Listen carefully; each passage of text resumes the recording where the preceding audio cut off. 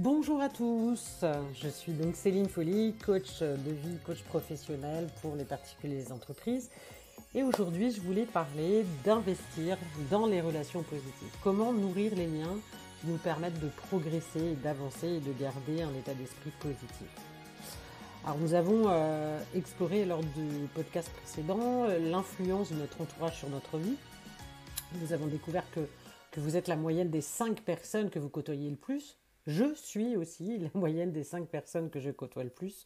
Donc ce qui souligne l'impact de nos relations sur notre développement personnel, professionnel, sur notre réussite. Qu'elle soit personnelle ou professionnelle, bien sûr. Alors aujourd'hui, je vais me concentrer plus sur comment choisir son entourage, investir dans des relations positives. Alors qu'est-ce que ça veut dire ?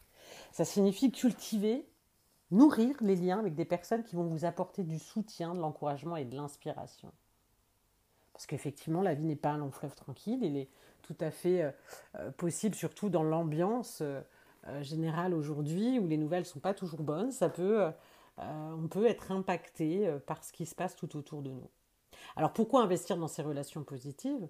Parce qu'effectivement, comme je disais précédemment, ces relations vont jouer un rôle crucial dans votre bien-être, qu'il soit physique et mental. Puisque bien sûr, c'est compliqué de distinguer l'âme, le corps, la tête, le cœur.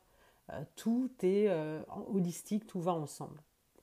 Ces relations positives jouent un rôle crucial parce qu'elles nous permettent de nous procurer un sentiment d'appartenance, de connexion, se sentir entouré de personnes qui vont nous aimer, nous apprécier. Alors ça peut être des connaissances, ça peut être des copines, ça peut être des amis. À vous de voir comment vous segmentez ou pas vos relations. Et ces personnes vous soutiennent, vous renforcent et renforcent votre estime de soi et votre sentiment de sécurité. Parce qu'effectivement, nous ne devons pas dépendre du regard de l'autre, mais il est tout à fait évident que l'estime de soi est quand même impactée par le regard que peuvent avoir les autres sur nous, sur les feedbacks qui peuvent nous être procurés, transmis. Elle nous procure également un soutien émotionnel, c'est important dans ces moments difficiles que ces relations nous offrent un refuge, une bulle, où on va pouvoir exprimer nos émotions, recevoir des conseils, trouver du réconfort. Parfois, ce n'est pas forcément entendre des mots, mais c'est juste une présence. Et souvent, j'entends de la part de mes clients ce manque de présence. On peut être avec quelqu'un, être entouré de monde et se sentir seul. C'est important. Un soutien émotionnel, c'est d'être en présence. Ces relations positives apportent motivation, inspiration, parce qu'effectivement, ça nous challenge, ça nous donne envie d'atteindre nos objectifs, d'avoir une vie plus épanouissante. Moi, personnellement, je préfère niveler par le haut que par le bas. Elle nous procure l'apprentissage, on apprend des autres, de leur parcours, de leurs expériences, d'élargir nos horizons, tous les champs des possibles. Parfois on n'ose pas, et d'être avec des gens qui osent, ça vous donne parfois des ailes ou ça vous donne envie de les modéliser. Alors comment identifier ces relations à cultiver ? Pour identifier si ces relations méritent d'être creusées, parce qu'on rencontre des gens au quotidien et des fois on a envie d'aller plus loin, c'est se poser les questions. Est-ce que ces personnes me font du bien, me font me sentir bien ? Est-ce que quand je passe du temps avec elles, je me sens énergisée ? Est-ce que je me sens motivée ? Est-ce que ces personnes me soutiennent dans mes objectifs, mes aspirations ? Est-ce qu'elles croient en moi, en mon potentiel ? Est-ce que tout simplement elles m'encouragent ? Est-ce qu'elles sont présentes pour moi dans les moments difficiles ? Est-ce qu'elles m'offrent une écoute attentive, des conseils avisés, ce soutien émotionnel dont on parlait précédemment ? Et puis, est-ce qu'on partage des valeurs et des intérêts communs ? Est-ce qu'il y a une connexion profonde qui nous unit au-delà des banalités, des superficialités sur lesquelles on peut échanger parfois ? Alors comment nourrir et cultiver ces relations ? C'est également ça, et je parle bien du principe de réciprocité, ce que je vais nourrir et cultiver de manière réciproque. Je vais vous parler des principes de Dale Carnegie, qui nous parle de comment se faire des amis et influencer les gens, de son livre qui est intemporel. Alors on n'est pas sur de la manipulation, on est vraiment sur comment cultiver des liens enrichissants. Et parfois, dans les liens qu'on peut côtoyer, alors en tant que chef d'entreprise, dans les networking, dans les échanges, on peut se rendre compte que parfois, ce serait intéressant pour certains de relire ce livre. Parce que c'est important de cultiver des relations positives, de développer et d'utiliser ces précieux conseils. Parce que c'est un pionnier du développement personnel et des relations humaines. Il regorge de conseils pratiques, d'astuces, qui va vous permettre de bâtir des relations solides et enrichissantes. Parce que ce n'est pas toujours simple de bâtir des liens avec les gens. Et puis, ça peut être aussi lié à notre personnalité. On peut être plus ou moins timide, introverti. Donc, je vais vous proposer les quelques principes clés de Delk Energy qui vont pouvoir vous permettre d'investir dans des relations positives. Déjà, la première chose, et c'est quelque chose d'important, hein, c'est de s'intéresser sincèrement à l'autre. C'est l'intérêt authentique que vous portez à la personne en face de vous. Posez des questions ouvertes. Écoutez attentivement, l'écoute active. J'écoute vraiment l'autre. Je montre un réel intérêt pour ses idées, ses sentiments et ses expériences. Quand je me présente à quelqu'un, je ne me dis pas, voilà, moi je vais d'abord lui dire ça, etc. Et tout ce que je veux, c'est me présenter. Non, c'est soyez en lien, en présence avec l'autre. Ensuite, vous proposez de sourire. Et oui, ça paraît bête, mais le sourire, c'est le langage universel qui exprime la chaleur, l'ouverture, la bienveillance. On a envie de faire confiance. Un sourire authentique permet de désamorcer les tensions, favorise une connexion positive. Et puis, quand on sourit à l'extérieur, on sourit à l'intérieur et ça peut enlever du stress. Ensuite, n'oubliez pas le nom des gens. Se souvenir du nom d'une personne est une marque de respect et d'attention. Alors, je sais qu'il y a des gens qui n'ont pas forcément la mémoire de ça, mais c'est vrai que ça permet d'accorder de l'importance à cette personne et que vous tenez à la connaître davantage. Donc, tout au moins, de prendre le temps de retenir les noms avec qui vous avez eu des échanges.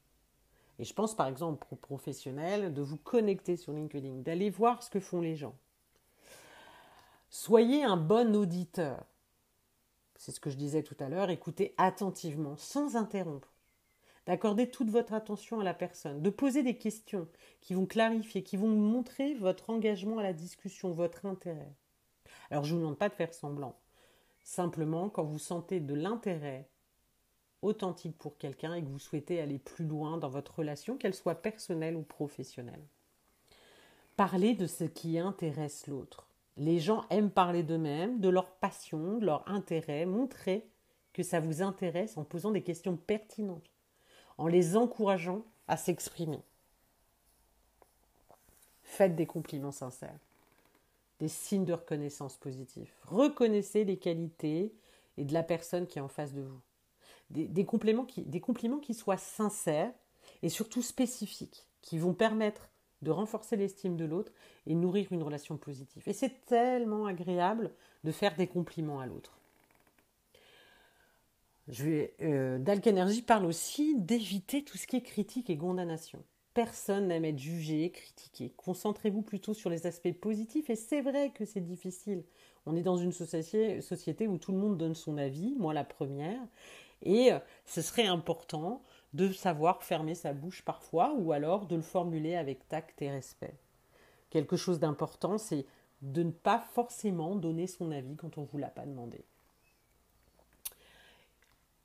De pardonner. Soyez prêts à pardonner. C'est le 8e point de Delk Energy.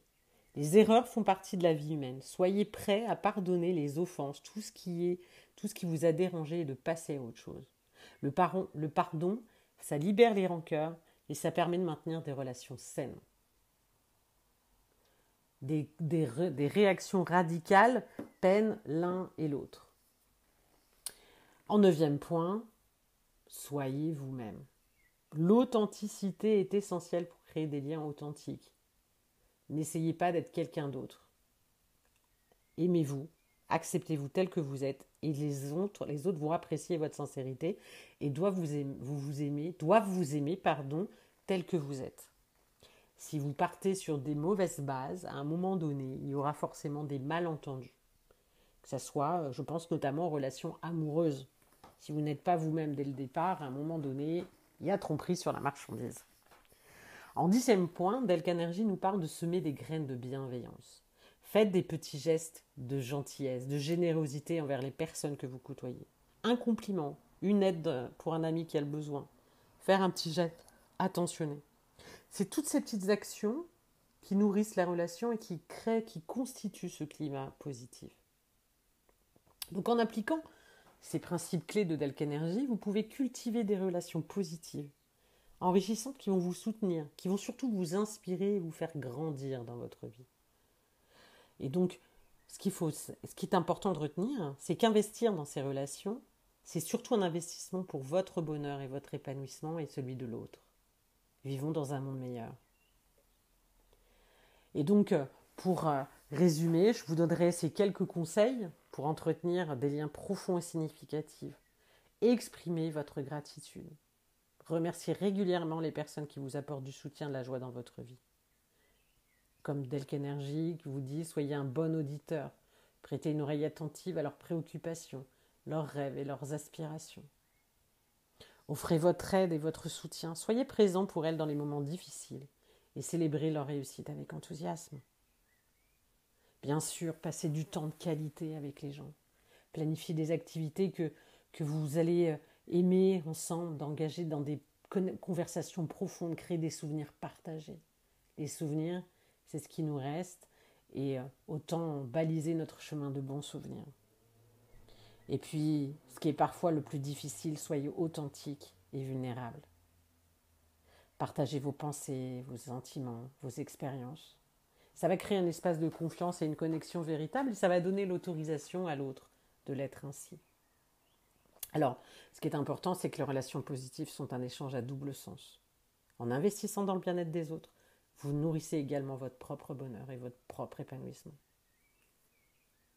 Donc, avant de vous quitter, je ne peux que vous pousser à cultiver des relations positives, de créer un réseau de soutien inestimable et qui va vous accompagner tout au long de votre vie.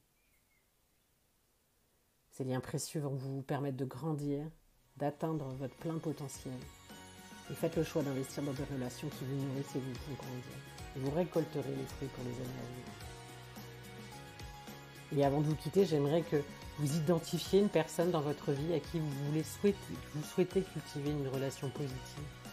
Et de prendre concrètement de disposition, de prendre en compte les conseils qui vous ont été transmis pour pouvoir mettre en place cette relation avec la personne à laquelle vous pensez.